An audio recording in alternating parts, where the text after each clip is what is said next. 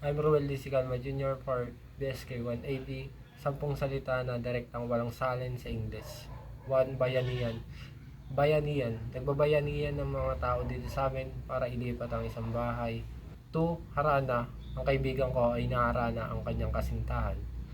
3. Pintig. Halika, pakinggan mo ang aking pintig ng pulso. 4. Hangarin.